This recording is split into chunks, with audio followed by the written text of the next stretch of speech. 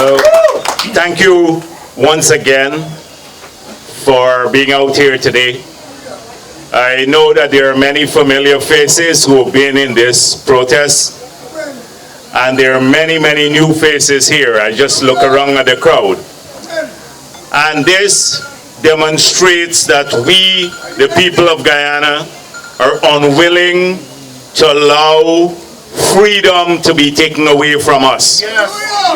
That we are unwilling to allow a government to act with impunity, to act in violation of our Constitution, to act in violation of court orders, and just to get its way. Because if we only allow that to happen in Guyana, then we have a bleak future as a country. Oil money, no oil money, whatever the future, the economic future of Guyana is or will be. If there is no freedom and democracy, then we'll never be able to realize all of the dreams that we want for our children and the future generations. So as we've been saying, every time you come here to engage in a protest act, and as your finale or presidential candidate just pointed out, the cause is a bigger cause than just that of the People's Progressive Party. The cause is for the future of Guyana, the future of all of our people. And as I said the last time, there are many who agree with you, but they're silent. They don't have the courage to come out. They're afraid to come out. But you have demonstrated that you're courageous enough to join the picket line because you're standing up for what is good and what is proper for Guyana. And therefore, we have to continue this. Every single week, we have been doing this. And we have been making progress. The last time we met, there was no chairperson of GCOM. And you could not go to elections without a chairperson. This week when we are meeting here, we now have a new chairperson of GCOM that came from a list that I supplied to the president. So there is no unilateral appointment here. In fact, unlike Justice Partisan, who was unilaterally appointed by the president after rejecting 18 names of prominent Guyanese. Now Justice Claudette Singh, a strong judge, a judge with integrity, a judge that enjoys our confidence as well as their confidence, an impartial judge, has now been appointed the chairperson of GCOM. And so this is a far cry from the days of Partisan, where he acted in a very, very partisan manner, signing every time, voting with the PNC commissioners to violate the Constitution, to break the laws, rather than to make more transparent the processes at GCOM, he made them more clouded. And now he even colluded with the other side to secretly sign an order and gazette it on the 11th of June.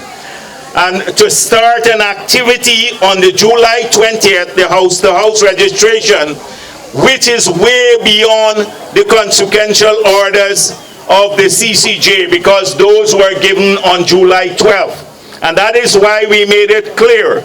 Participating in house-to-house registration will mean that we are complicit in an illegality, and we will not participate in it because they cannot go to elections with that list. We're not allowed. The list would be flawed, and the timeline alone established by GCOM when they had their work program.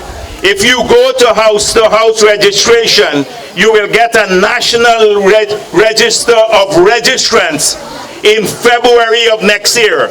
And by the time you get to an official list of electors, we're in June next year if we go to house registration. And that is why that cannot happen.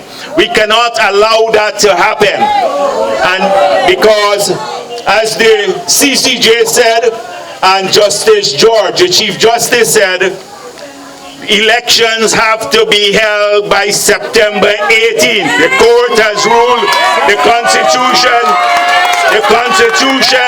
made it clear that this is what must happen. And therefore, any timeline outside of that period would mean that we're in a constitutional crisis. And I'm sure that everyone now, Justice Claudette Singh said, I will only act on the basis of the Constitution and laws.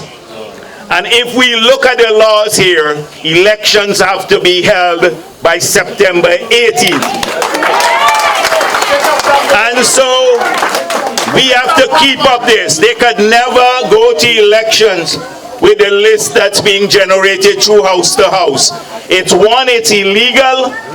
It's in contravention. To start that activity is to flagrantly violate the orders of the CCJ. Yes. It is acting in disdain of the highest court, the apex court of Guyana, and their ruling.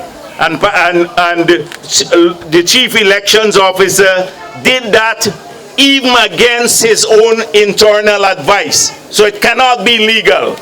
And two, we believe this rush to do it is to allow the activity to proceed unsupervised so that they can do a lot of illegalities.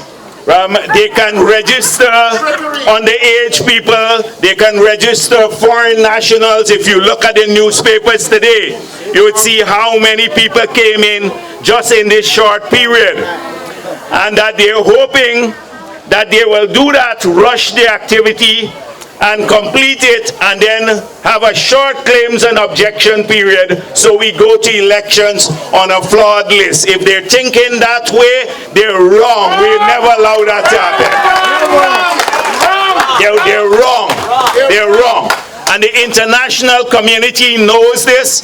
They've issued statements. I saw the Secretary General of the Commonwealth just issued a statement 2 days ago saying that the actors must obey the Constitution. So Granger must obey the Constitution of Guyana. He must comply with the court ruling. The international community has been stepping up because they recognize that this government has been acting in violation of the Constitution. So we're one step from last week to now. We're one step closer to the goal of free and fair elections. We're one step closer to a PPP victory.